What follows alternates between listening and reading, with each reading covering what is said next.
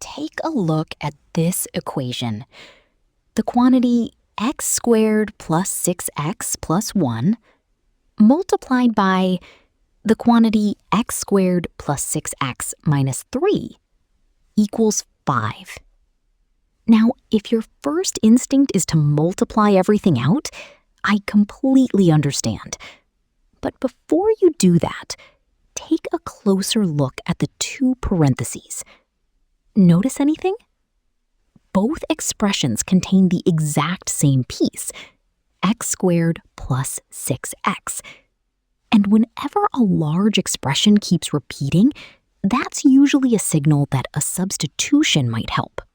So let's introduce a new variable. Let u equal x squared plus 6x. Watch what happens. Our complicated equation instantly becomes the quantity u plus 1 times the quantity u minus 3 equals 5. That's already much easier to work with. Now let's expand. U times u gives u squared. Positive 1u minus 3u gives negative 2u. And 1 times negative 3 gives negative 3. So we have u squared minus 2u minus 3 equals 5. Move the 5 to the left side. U squared minus 2u minus 8 equals 0. Now let's factor.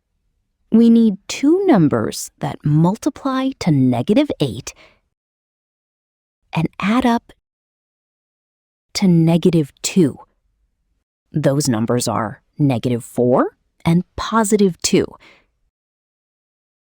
So the equation factors as the quantity u minus 4 times the quantity u plus 2 equals 0. Therefore, we have two possible values, u equals 4 or u equals negative 2. But remember, we're not solving for u, we're solving for x. So now we substitute back. Let's start with the first case. Case 1. X squared plus 6x equals 4. Move the 4 to the left side if you want, or use completing the square directly. We'll complete the square. Take half of 6, which is 3, square it, and you get 9. Add 9 to both sides. This gives x squared plus 6x plus 9 equals 13. The left side is now a perfect square. The quantity x plus 3 squared equals 13. Take the square root of both sides. X plus 3 equals plus or minus the square root of 13. Subtract 3.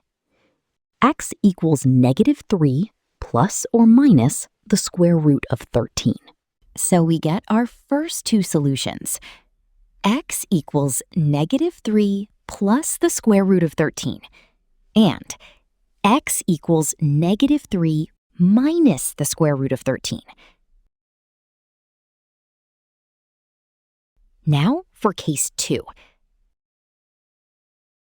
X squared plus 6x equals negative 2. Once again, complete the square. Add 9 to both sides. This gives x squared plus 6x plus 9 equals 7. Or the quantity x plus 3 squared equals 7. Take the square root. X plus 3 equals plus or minus the square root of 7. Subtract 3. X equals negative 3 plus or minus the square root of 7. So we get our remaining two solutions. X equals negative 3 plus the square root of 7, and x equals negative 3 minus the square root of 7. Therefore, the equation has exactly 4 real solutions, which makes perfect logical sense because an x squared multiplied by another x squared creates a fourth-degree equation. Let me know if you use the quadratic formula instead, and I will catch you guys in the next video.